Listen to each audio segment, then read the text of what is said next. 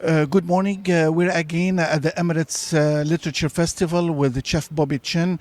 Yesterday, following the session with Her Excellency, the Minister of Climate Change and Environment, Her Excellency Miriam Al-Mahiri, basically the discussion about, most importantly, you discussed about the buffets, basically, and you mentioned that it's time to suspend or to get rid of buffets. And you being as a global chef, basically, what are you considering in this regard? What can be done to limit buffets, at least in the Middle East to start with?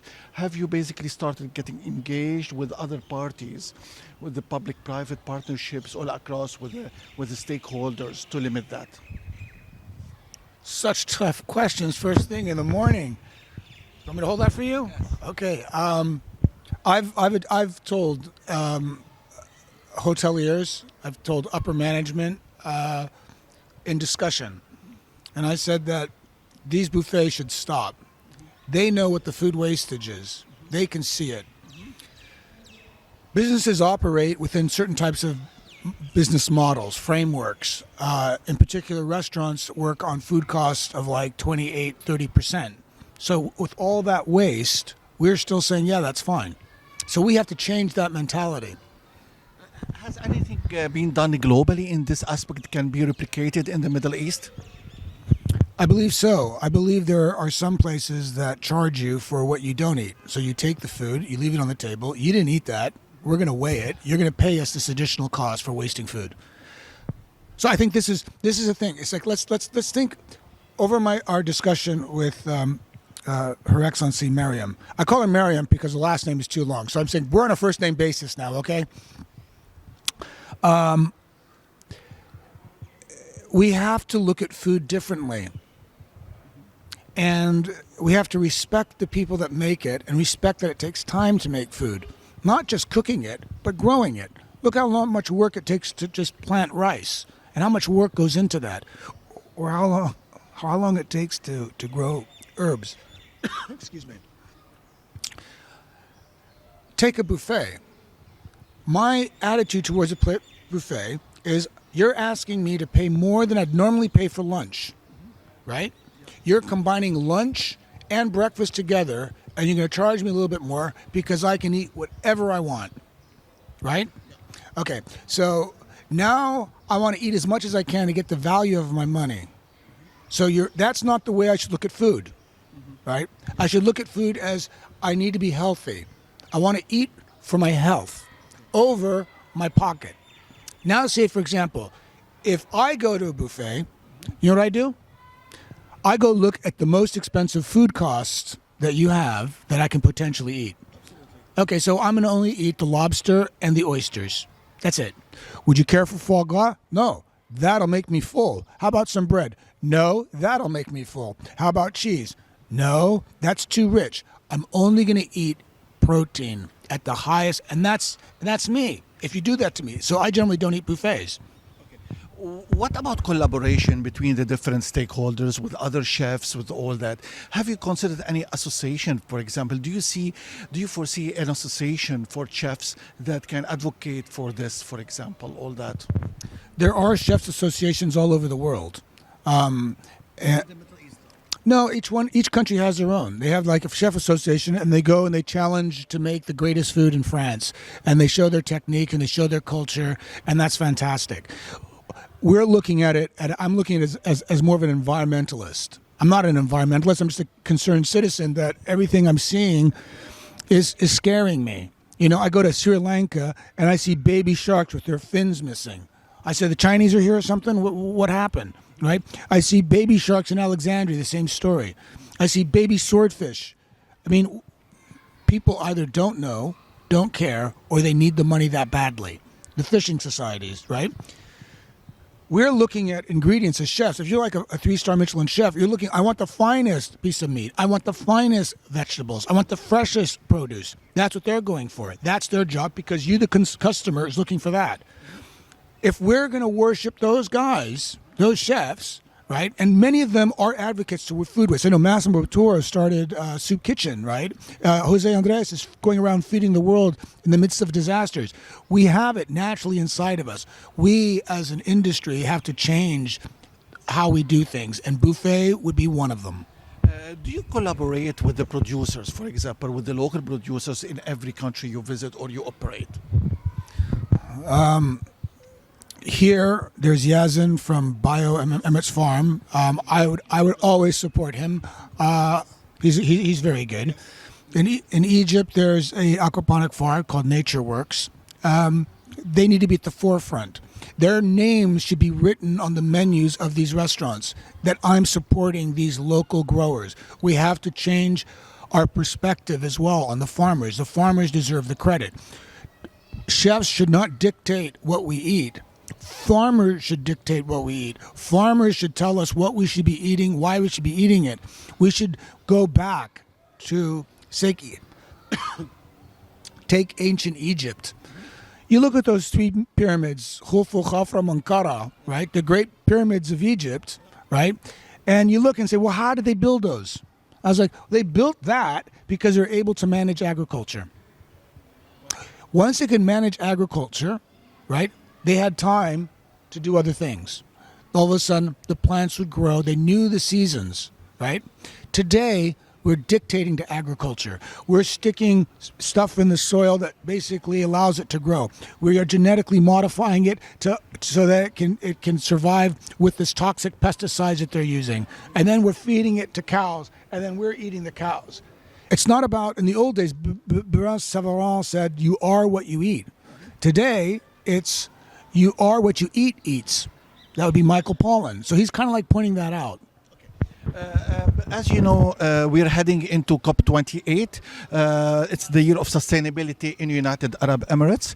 So what are your...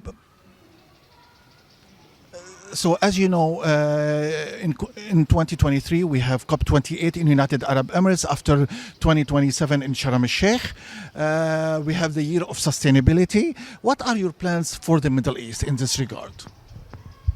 Meeting people like you, I'm using my platform to go on your platform to say we are in serious trouble. We have food security globally. It's not just the Emirates that is dependent on 90% of their food supply coming from abroad, right? We have a food security everywhere. Take Paris. I work with an organization called Resilient Cities. The Resilient Cities officer has been working with the mayor in Paris. The mayor in Paris had something very close relationship with a very high-profile chef. These high-profile chefs were talking about food security, and the government did not listen. Then COVID hit. Then they realized they had a problem. Paris, I don't know, the 13, 15, 16 million that live there would run out of food within 48 hours. Yeah, we're not ready. COVID taught us that we're not ready. We weren't ready for a pandemic. We're not ready for climate change. Climate change will be a hell of a lot more painful because you're going to have water issues. You're going to have food issues. We have a crisis now. We're saying climate change. The climate has changed. We've seen it. We're experiencing it. All right, what are we doing about it? So I'm an advocate to basically saying change your diet. If we change our diet right now, we can mitigate it because it's 33% of greenhouse gases. You said that you yourself is vegetarian. Basically, here in the Middle East, it's culturally and for different various factors, it might be quite tough to embrace that. Basically, what about there have been some calls even in Europe to eat insects? All right. Yes, insects. And we have seen that on the shelves already in Germany and other countries. We just interviewed a top global expert in food security, and he urged introducing insects in the menus, which is quite odd for the Middle East. How can we say about that? What can we say about that? We can say that insects are a sustainable protein that doesn't require much to make them grow, and they can multiply very quickly. Absolutely. And who's going to get us to eat insects? There'll be the great chefs that will validate it. Chef Rene at Noma is an example. And we're going to say we can do that. Yes, we can do that.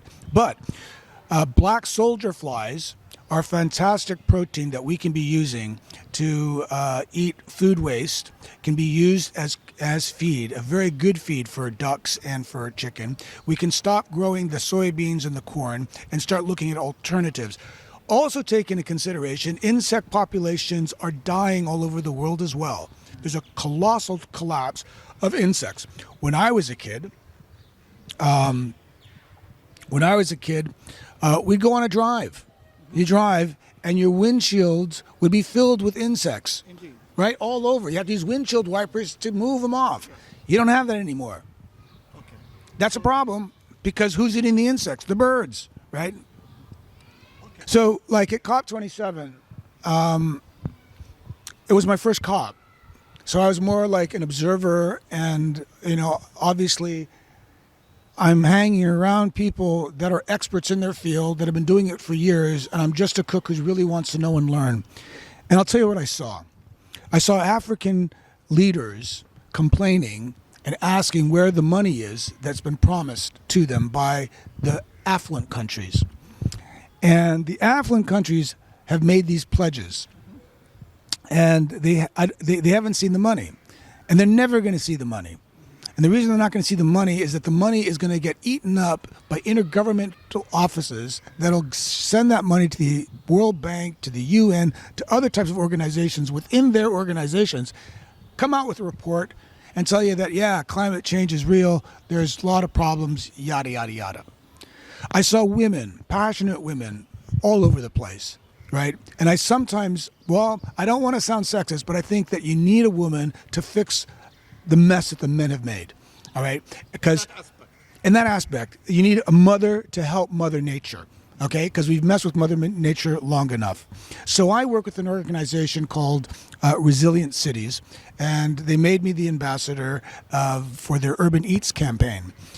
And what I like about the organization is that when we look at climate change as a global phenomenon, we can fix it regionally. So it's a global problem that needs to be fixed at the lowest levels, at city, local level, everywhere. That's where these guys show up. So they create a program officer within the government of the city, and they work with them, and they share solutions of programs that worked in other cities, so that you can accelerate the learning curve. Say they try something, it doesn't work. Okay, we'll do something else. We keep on trying to mitigate climate change. So if we look at food being 33% of greenhouse gases, we have 8 billion tons of 8.5 billion tons of organic waste in the cities, where you have 150 million global citizens that face food security issues. There is a problem. You're not feeding 150 million, but you're dropping 8.5 billion tons, and the 8.5 billion tons is 8% of greenhouse gases. And greenhouse gases, if it was a country, would be the third largest polluter after China and the United States. So everything about our food system has to change. We have to change our industrial food system because it's broken. So what can you and I do about it? Change your diet. If you're concerned about it, if you have a kid or you want to have a kid and you're still eating burgers, I would think again and say, what did you do? We will be seen as generational bandits that robbed future generations that inherited a world that isn't so pretty, because they're not going to experience what we did or have the choices of food that we did. You mentioned something about the figures and the percentage of Africa. What can we say about that? Okay, so Africa produced 4% of greenhouse gases, but they're on the front line of climate change. 250 million Africans will not have access to water in the next 3 to 5 years.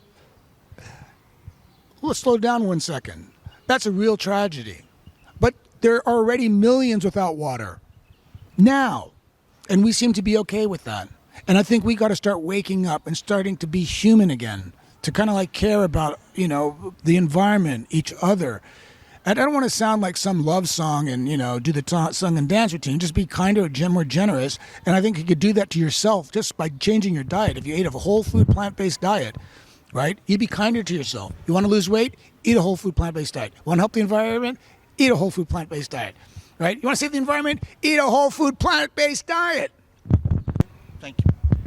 Thank you very much, and look forward to having you more on ESG MENA. Thank you.